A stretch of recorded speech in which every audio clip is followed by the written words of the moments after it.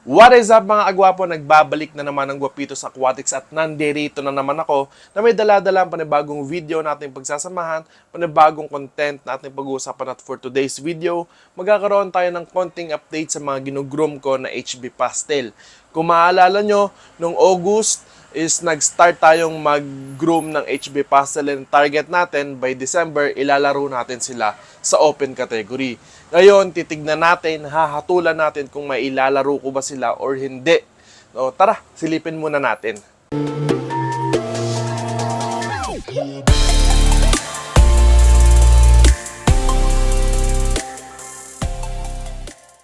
So ayun mga agwapo, no, nandito ako sa likod ngayon and dito ako nag-groom, alam nyo naman na yon. And ayan, no, pakita ko sa inyo yung mga HB Pastel, no, ayan sila. Yan yung mga nilagay natin dito noong August pa, no. As you can see, yung mga fry na nilagay ko dito noon is malalaki na rin. Buhay na buhay yung apat na nilagay natin dito for grooming. So hindi nyo naman makikita ng ganyan lang yan kagwapo, huwag kayong mag-alala, papakita ko sa inyo isa-isa. So ayan kagwapo, no, share ko sa inyo kung paano ako kumilatis ng isda ko, no. So ayan yung una nating HB Pastel, masasabi ko dyan, medyo maliit yung body niya, no. Hindi katulad ng mga kapatid niya tsaka yung mismong tatay niya. Talagang malalaki ang body nun. So pangalawa is yung caudal niya, kulang pa sa development. Sana mas lumapad pa tsaka mas bumuka pa yung caudal niya. Sa dorsal naman, somewhat okay na ako dyan, pero kung mag-i-improve pa mas maganda. Sa body color naman, medyo gusto ko pa ng konting improvement, no. So bigyan ko to ng 2 to 3 months pa, kasi hindi talaga siya pwedeng ipanlaro pa by December. Bigyan ko ng 2 to 3 months, sana mag-develop pa to kagwapo. So yung kagwapo, no, ito yung pangalawang HB Pastel na ginuroom natin, ano. Kita nyo, mas maganda yung body nito, mas mahaba yung size niya, mas develop yung body niya compared dun sa nauna. Yung dorsal niya naman, kulang, ang payat, no. Yung caudal niya, okay din. Kulang lang sa development pa, sana mas lumapad pa tsaka mas bumuka. Ngayon, ang problem dito is marami na siyang tail bites. So nakagagat to for sure nung fry na kasama niya sa tank, no. So for me, hindi na to pwedeng ilaro this December o kaya sa mga susunod pa, kasi heavily damaged na yung fins niya. Pero gawin ko na lang sigurong breeder to kagwapo. So ayan kagwapo, na ito na yung pangatlong HB Pastel na ginuroom ko, no. So maganda rin ang body size nito, kaparehas nung pangalawang HB Pastel kanina. Okay din naman ang pagka-half black, pero mas gusto ko mas darker pa.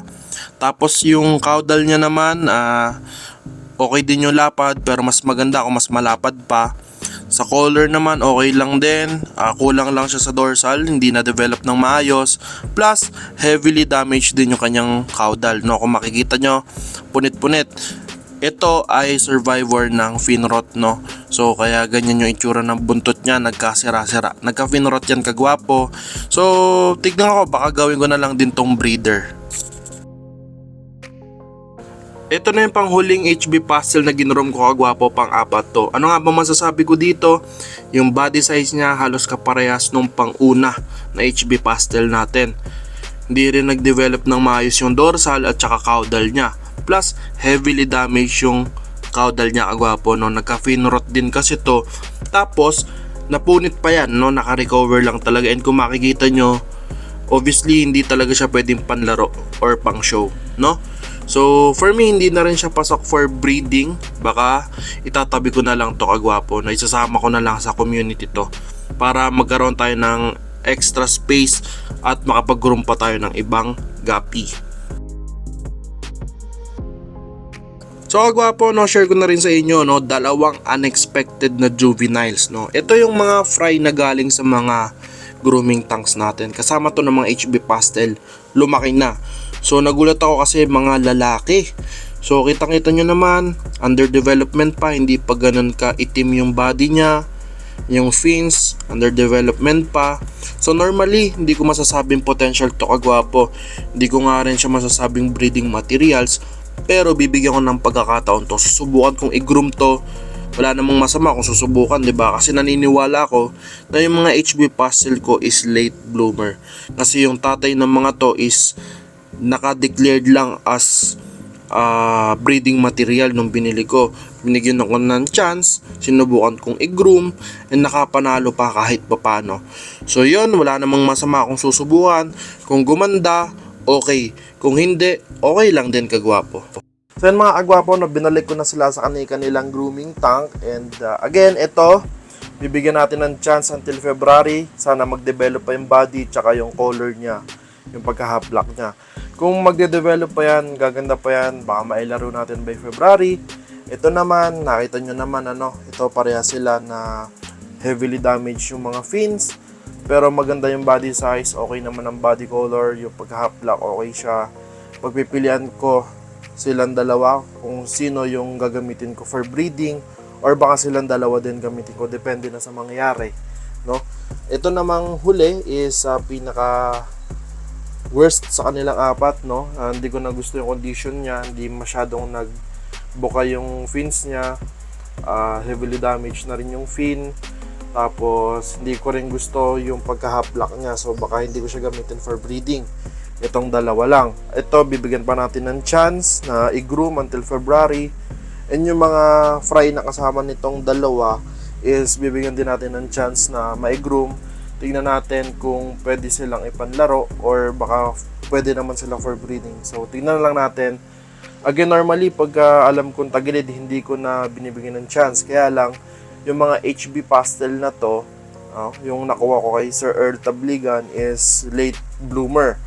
Kung maalala nyo, yung tatay ng mga to is nakatag lang as breeding material. Binili ko siya as breeding material. Binigyan ko ng pagkakataon, ginuroom ko, nakapanalo pa ng champion at first placers ng mga guppy competition.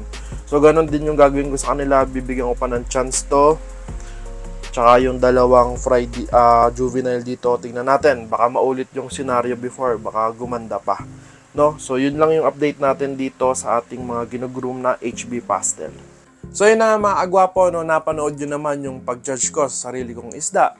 Tsaka sa pag-update ko sa mga ginugroom ko, no? So, ayun na nga mga agwapo, hindi man nasunod yung gusto natin. Isa lang yung hindi na damage, while yung tatlo heavily damaged. Pero yung dalawa is pwede nating pagpilian for breeding. Plus, may dalawang juveniles doon na binigyan din natin ng chance na sana gumanda, no? Or kahit pa paano magamit natin for breeding. Lagi niyong tatandaan, pag nag-groom, hindi laging 100% nagaganda yung isda, no? Maraming pwedeng mangyari. Kung nag-fail man kayo ngayon, okay lang yan. Bawi na lang kayo susunod dahil meron namang ibang pagkakataon. Basta gawin nyo lang yung gusto nyo at maging masaya tayo sa hobby natin. Yun lang mga kagwapo, maraming salamat sa panonood ng vlog na to. At maraming salamat sa mga kagwapo natin dyan na patuloy ang suporta sa Guapitos Aquatics. So, paano ba yan mga kagwapo? See you the next vlog. Guapitos out!